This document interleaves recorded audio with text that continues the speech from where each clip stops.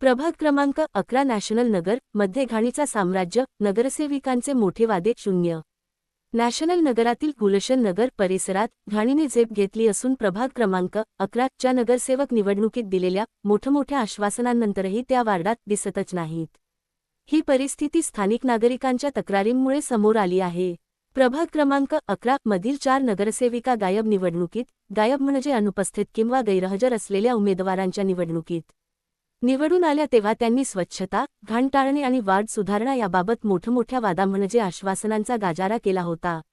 मात्र निवडणुकीनंतर या आश्वासनांना प्रत्यक्षात आणण्यात अपयश आले असून आज वार्डात घाणीचे साम्राज्य पसरले आहे.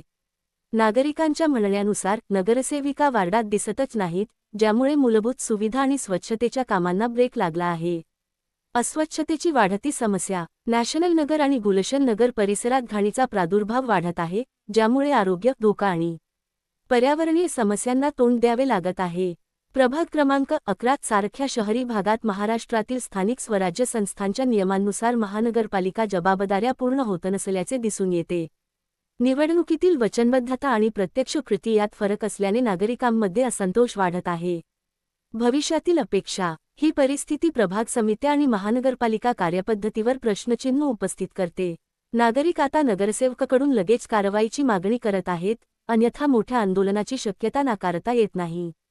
लोकतुफान digital news network. Ashfaq Patel.